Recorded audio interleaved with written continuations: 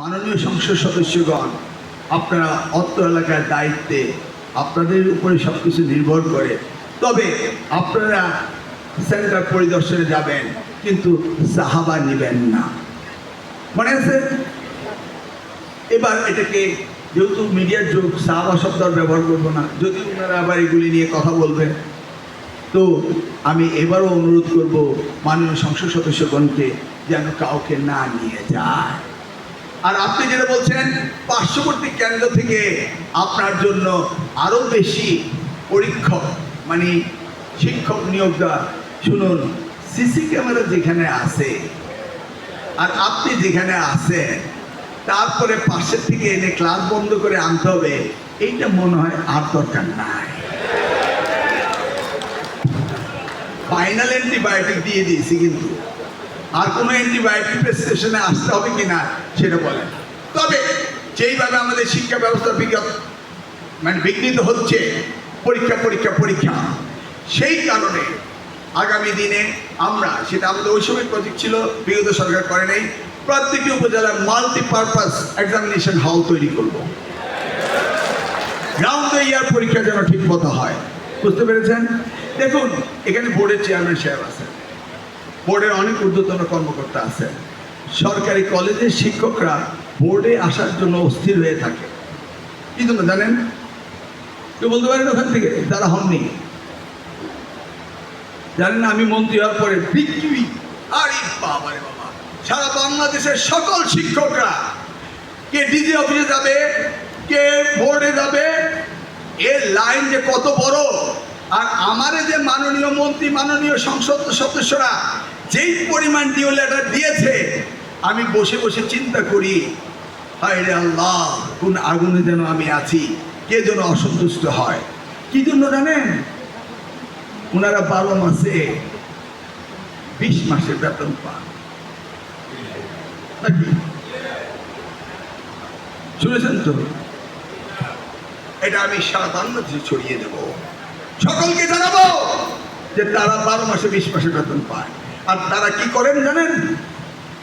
Matric পরীক্ষা, SSC পরীক্ষা নেওয়ার জন্য 1 বছর একটি ছেলে জীবন থেকে নষ্ট করে দেন। ইন্টারমিডিয়েটের সময় পরীক্ষা নেওয়ার জন্য একটি ছেলে জীবন থেকে 1 বছর নিয়ে নেন। কিভাবে? শুনুন, আপনারা সাংবাদিকরা এগুলি কিন্তু খুব মিসকোট করতে পারবেন, কারণ আমি বলছি 1 বছর নষ্ট করে দেন। আমি বলছি 12 মাসে 18 মাসে 20 মাসের বেতন নেন, ওইটুকুই দিবেন, আমি জানি, বাকি তার দিবেন না, কারণ আপনারা ভাইরাল হতে চান। আমিও আবার 7 দিন পরে দেখবেন ফেসবুকে দাঁড়িয়ে স্টেটমেন্ট দিয়ে দেব। অতএব আমি যে উদ্দেশ্য নিয়ে কথা বলছি, সেই উদ্দেশ্য সঠিকভাবে দিবেন। এগুলো হলো আইসিটি ক্রাইম, সেটাও আমি 1980 পাবলিক পরীক্ষা অ্যাক্টে ইনক্লুড করেছি। যারা এইভাবে এই শিক্ষা মন্ত্রণালয়কে শিক্ষাতে হিউমিলেট করবে, তাদের তো আইসিটির আওতা আনা হবে, সেই আইনও আমি করেছি। তাহলে আমি কি বলছিলাম? আমি বললাম যে 1 বছর জীবন নষ্ট করে দেন কারা? বোর্ড। আসলে কি বোর্ড না, ওই মধ্যের চেয়ারে কে বসেছিল? ওই চেয়ারটা কে বসে? পিঙ্ক কালার চেয়ারটায় কে বসেছিল? মন্ত্রী। ওই মন্ত্রী যিনি হন, তিনি প্রত্যেকটি ছাত্রের জীবন থেকে 2 বছর নষ্ট করে দেন। আমি right? He is not the decision maker. Who is the decision maker? The minister. কিভাবে? 6 বছর বয়সে আপনারা স্কুলে ভর্তি করান নাকি? 10 বছর পরে ক্লাস 10 শেষ, ম্যাট্রিক পরীক্ষা শেষ নাকি? 12 বছর পরে ইন্টারমিডিয়েট পরীক্ষা শেষ।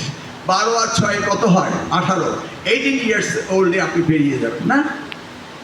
আমি রাইট? এক্স্যাক্টলি 18 হতে হবে না? কিন্তু কি হয়? 10 বছর আর 6 বছর 16 বছর মন্ত্রী সাহেবরা বোর্ডকে ইনস্ট্রাকশন দিয়ে দিল যে আপনারা তাদেরকে পরীক্ষা নেবেন। আচ্ছা, ক্লাস 10-এ যখন একটি ছেলে লেখাপড়া শেষ করে, একটি শিক্ষার্থী, তার সিলেবাস কারিকুলাম পড়া শেষ না? কি আর উই ইন্টারেক্টিং ইচ আদার? আপনাদের কথা শুনি তো আমি সিদ্ধান্ত নেব। কি আপনারা কি শুনছেন ভালোভাবে? তাহলে বলেন যে ক্লাস 10-এ যে ছেলেটি পরীক্ষা দিল, বা দাখিলে যে ক্লাস 10-এ যে ছেলেটি পরীক্ষা দিল, সে কি সিলেবাস কমপ্লিট করেনি? তারপরে বোর্ড বলে কি, হোল্ড অন, আমি আমার ব্যারোমিটার দিয়ে টেস্ট করব। কবে টেস্ট করবেন? দেখা যাক এপ্রিল মাসে 21 তারিখে করব নাকি? তারপরে 3 মাস রেজাল্ট যাবে, তারপরে তারা বেরিয়ে আসবে। তাহলে 1 বছর কে খেয়ে দিল? Board or the minister? Board বলে যে আমি পরীক্ষার খাতা দেখেছি, একটি বোনাস। বোর্ড বলে আমি প্রশ্ন করেছি, আরেকটি বোনাস। বোর্ড বলে আমি মার্কশিট দিয়েছি, আরেকটি বোনাস।